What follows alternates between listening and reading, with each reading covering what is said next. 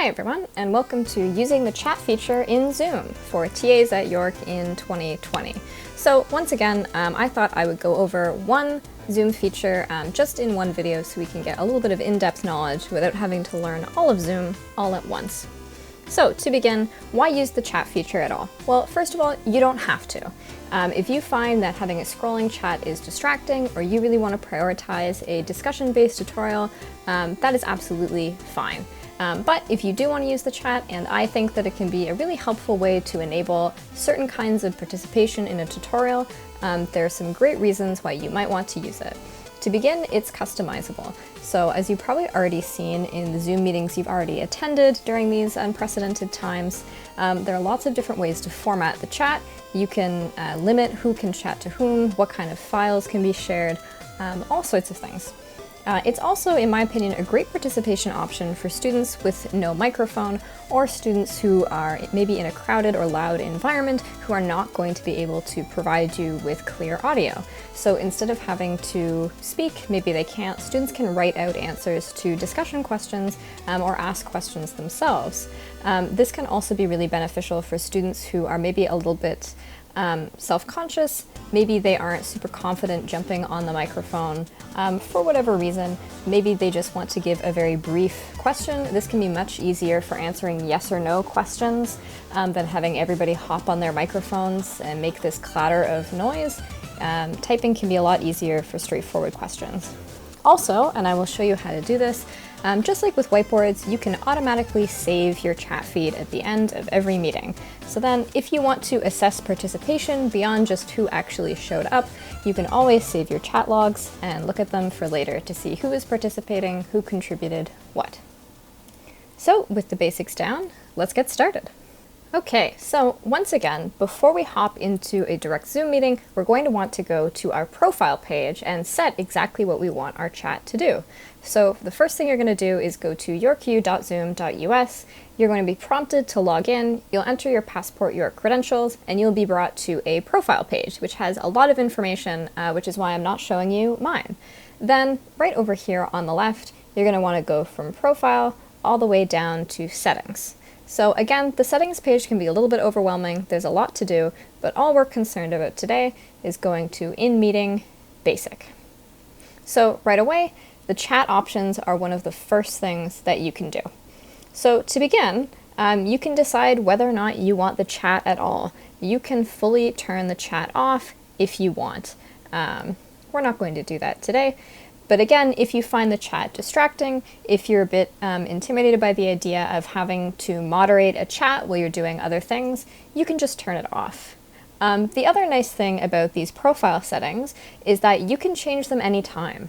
So if you have one particular tutorial or one particular course where you just don't think the chat is going to work for you, just turn it off. You can turn it back on for other things. You can prevent participants from saving the chat if you want. That is up to you. If you ever see this little notice right here, I'll hover over it. It's only available from certain versions of Zoom on. Just keep that in mind, since if Zoom prompts you to update, you'll probably want to keep up with the latest version, just so you're able to keep up with all the latest features available, which can include customizing sort of certain basic features. Moving from the chat overall, we do have the private chat option. The private chat is when participants can chat to each other one-on-one without you being able to see it. I like to turn this off. I did have a colleague once tell a horror story about someone, it might have been a Zoom bomber, it might have just been a student who was sending other people in the meeting illicit pictures and being disruptive. So I like to turn this off since you can't moderate 25 private conversations going on at once. Not that you want to think this about your students, but there is a potential for harassment in one-on-one chats. So personally, I just like to turn them off. If we go down here, we have auto-saving chats. So automatically, you can save chats once the meeting closes. So just like with the whiteboard, you end the meeting, a file folder will pop up on your computer. It will have already saved the chat. You can go back in, you can take a look at it. It's going to save all the text that was entered into the chat, including when and by whom. So that can be a really great way to go back and assess who is really chatting, who's fully sort of participating in these meetings. Also, if students are asking you lots of questions and you're not able to answer all of them, you might want to go back into your chats to see, oh, I remember there were all these questions that I had to look up. Now that I'm on my own time and the meeting's over, you can look them up and answer them in the next meeting. The other point here is file transfer. So aside from just having a basic chat where you type in what you want to say, Zoom will support file sharing through the chat. So you can share Word documents, PDFs, PowerPoints, Excel sheets, whatever. Again, if that's going to be in your way, you don't want students dropping sort of random things into your chat and distracting you, you can just turn it right off. Nobody can share anything. They can just type words. However, if, for example, you want students to do something like, I don't know, contribute images that they made, maybe share a PowerPoint with you so you can click through a PowerPoint while students do a presentation, you want to do a little, I don't know, sharing, writing, whatever, you can set that here. So you can, if you've enabled file transfer overall, you can actually set what kinds of files. So you have to hit just that little pencil button and you can actually adjust the file types. So right here we have the basics, text files, Word docs, PowerPoints, PDFs, but you probably noticed there are no image files here. So I can add them. So let's say I want JPEGs, and let's say I want PNGs. These are some basic image files. If you need those for a specific assignment, you can set them. And once again, you can change this whenever you want. You can go back in and adjust. Maybe you don't want images anymore. Maybe you only want PDFs, or maybe you want to turn this right off. The great thing about these profile settings is that you can change them whenever you want. Nothing you do here is permanent forever. So just to review, before you start your Zoom meeting, you're going to want to go to yorku.zoom.us. You're going to log into your profile with your Passport York credentials. You're going to go to the left to Settings, down to In-Meeting Basic, and then you can adjust your chat settings. So you can enable or disable the chat, you can adjust whether you want one-on-one chatting, and you can set file sharing, enable, disable, and set the file types that you want to share. So I have a Zoom meeting queued up here, and yes, of course, I'm muted. Thank you for letting me know. So now we can start using the chat. Now, if you want to just log into a Zoom meeting all by yourself and play with the chat features, that will work. That's absolutely fine. However, just to fully show you the capabilities that the chat feature has, I'm just going to invite my other account on my cell phone so we can have something that looks ever so slightly closer to a real tutorial. Okay, so there's my cell phone self, named Hannah Maitland mobile user. So, when you first start out in a Zoom meeting, let's say you have the gallery view going, you're just chatting with students, the chat is not automatically up. So what might happen is that a student might want to get your attention by sending you a chat, and it's going to look like this. So you see you have this little pop-up down here. It will say the student's name, whatever they've typed, and you'll get a little numerical notification here if you have multiple chats. So now that I know someone wanted to get my attention, I'm going to click on the chat button. The chat button is down here at the bottom in my dashboard where I have all the Zoom options, and it's going to open up this sidebar. So now I can see the entire scrolling chat at once. So before we get started, even though we already set all the chat features that we want in our profile, we can edit the chat capabilities live in meeting. So let's say you want to get started, you're not quite in the headspace to be moderating the chat. Maybe you just want to focus on conversation, or you have some important things to say and the notifications are a bit much. You can just turn the chat off. So now on my mobile device, it says chat disabled. No one can send you a message. You as the host can still send something out if you want. Maybe you want to share a file. maybe you just want to type something. You don't have to have the chat going all the time. You can turn it on and off at will if that works better for you. Also, if you don't really want to be enabling full group discussion via chat, but you do want students to be able to contact you without having to hop on the microphone and share their question or concern with everyone, what you can do is the second option here, where you can set to host only. So again, I'm the host. I can still send big group messages, but now on my phone, the only option is to send a private message to the host. So maybe I have a concern, or maybe I just need to duck out and I just want to politely say goodbye before I leave. I send a message and I can see up here in red privately.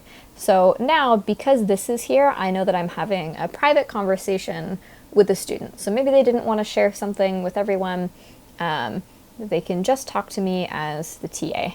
And again, I can send a private message back and sort of answer their concern or tell them to email me, etc. Again, if you want the chat feature to be part of the entire group discussion, we can turn this on and say everyone publicly. Just remember, I've transitioned from private chat to wanting to talk to everyone, but see, it still says privately here.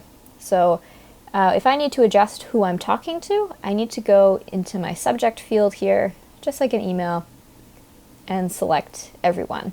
If there were more people in this meeting, it would have a full list of all the participants. So if you need to send a private message at any time, you can hop on and just send a private chat to a student. If I need to let everybody know something, I need to make sure I am set to everyone to send out my messages. Again, the chat feature is, in my opinion, great because it is fully accessible to mobile users. If you're using the Zoom app, all of this is fully enabled on the chat. The chat also will accept special characters, so I can send some jack-o'-lanterns, or some bats, or some parrots. It will accept special characters, which is great, or not. It really depends on what you're into. So those are sort of the basic chat functionalities. So we can now move on to file sharing, which is a little bit more exciting. Just going to get that out of my way. So down here, I've queued up a few different file types that we can share. So we'll start with a PDF. This I just got from Workshop. You can drag and drop, like I've done right here. It's a small field. It might take you a couple tries to really get something going, but it's going to pop up like this. So it's not going to show a full preview. So you can see on my desktop, it's showing me the front page of this document. It's got some highlighting, part of it's blue. In the Zoom chat, it's just going to appear with the file name, size, and a little symbol indicating the file type. And of course, it will say who sent it. If a student wants to open this, they have to click on it. Again, just something to keep in mind is that all file types are not going to be openable or show up on a mobile device. So I've sent this PDF. It's not appearing in the chat feed on my cell. And if we can send different file types. So again, here is a PowerPoint. Also, if I need to find something from elsewhere, maybe I want to pull from a Google Drive, or maybe I just haven't queued things up on my desktop. Maybe I've suddenly had a random thought about something I want to send. You can go to your computer and sort of select files from here. So here's my desktop. So if students want to actually see this PowerPoint, maybe you have students doing presentations, you want them to send you a PowerPoint so you are in control of the screen share, and you can sort of click them through while they speak. That can work really well. If students double click, they will open the file, and now you can see my script. Look at that. These things are not automatically enabled, but I said I would like image sharing to be available. So I drop in this JPEG. Again, image files are not going to show up as a preview. They're just going to show up as a little symbol. So don't worry, if you have file sharing enabled, don't worry about students suddenly sending a bunch of random memes that are going to clutter up the chat and look really distracting. They're just going to look like this. Not very exciting. Of course, you should instruct students on proper netiquette and prompt them when you want files shared, but they can't get too spammy with images, even though that's hilarious because it's a possum at a computer.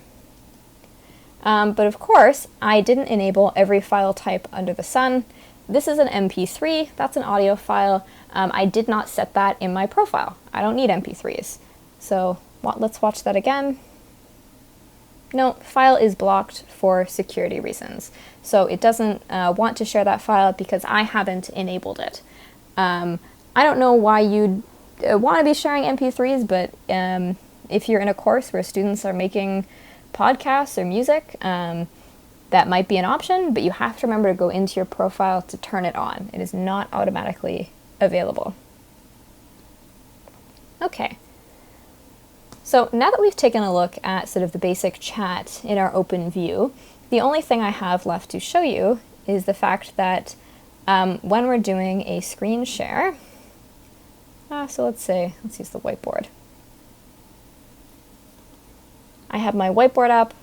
I can, do what I'd like in here, but you probably notice the chat is not automatically enabled.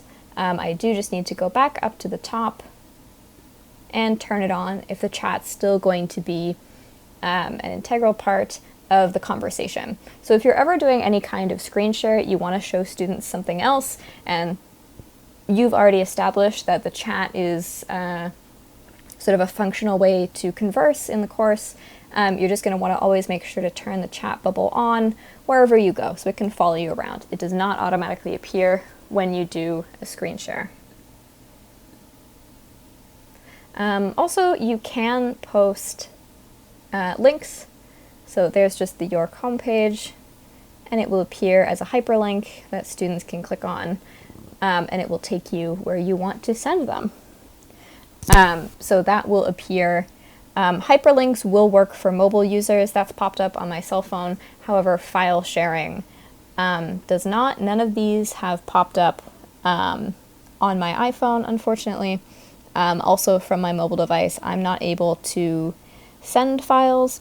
So just keep that in mind.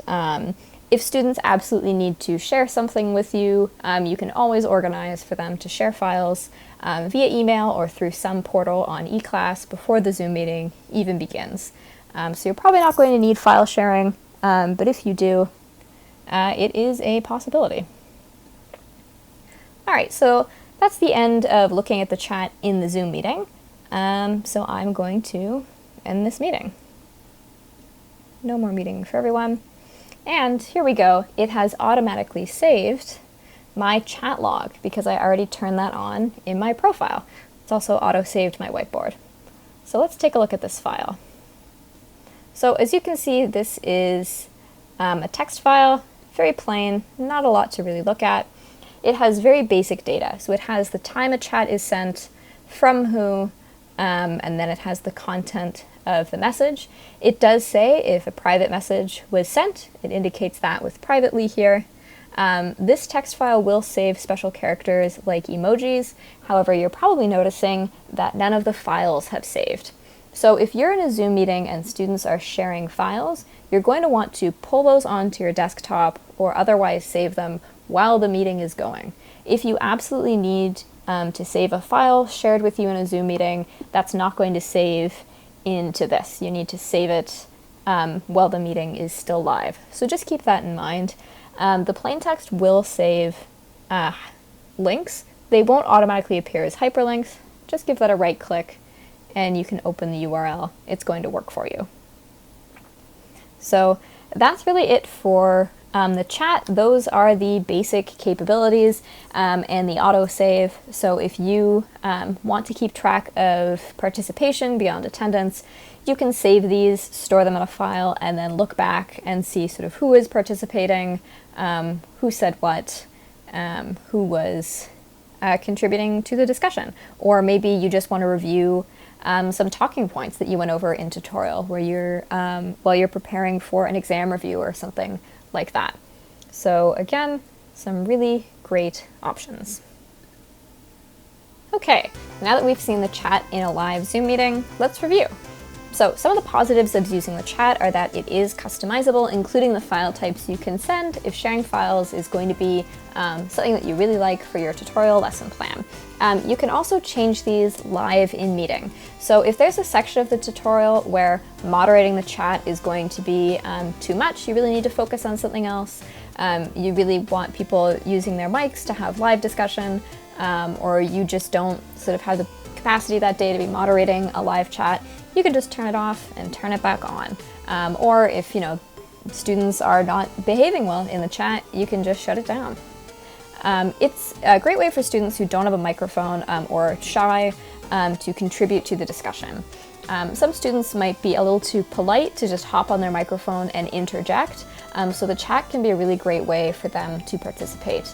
I found over the summer that chat really enabled passive participation. So if you ask sort of a very basic probing question, like asking for certain examples of a certain thing, like what is globalization, students might be a bit more confident contributing a one-word answer than they would on their microphone.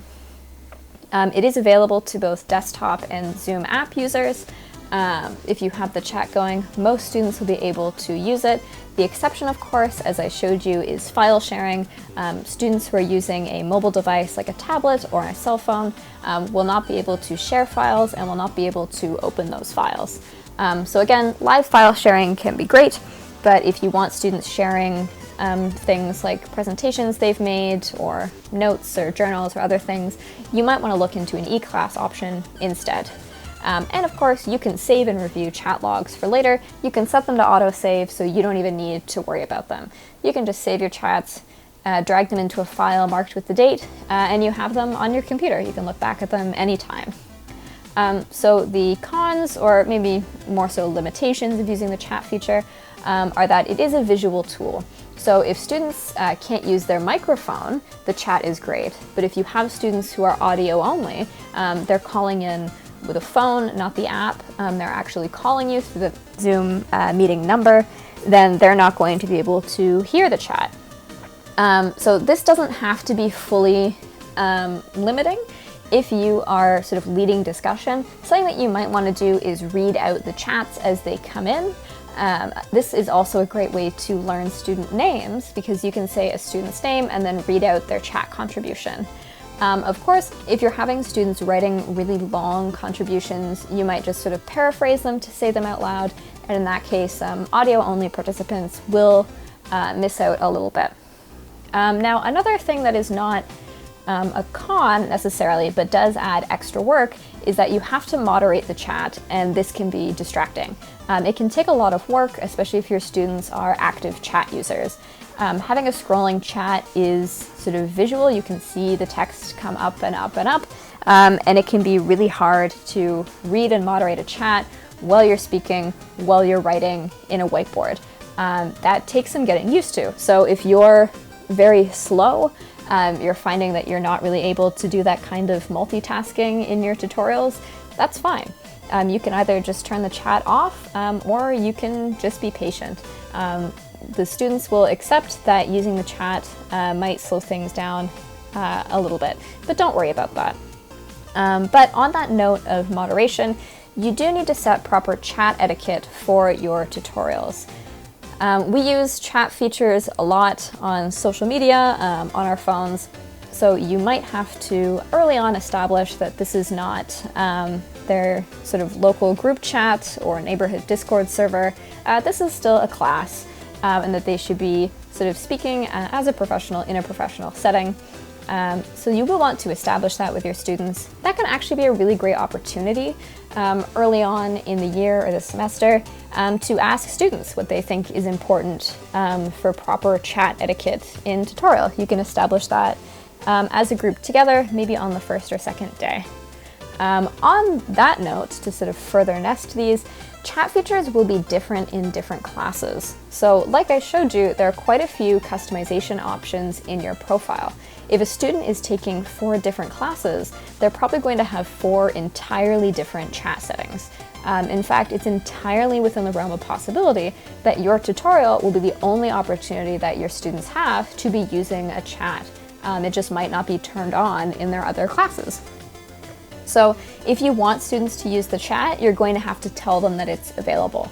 So again, this is something that you can establish early on in the course, or just establish each day as you start your lesson to remind students that they are more than welcome to hop on the chat and use it, and what they can do with the chat. It will be different in different courses, so you're going to have to say what you want.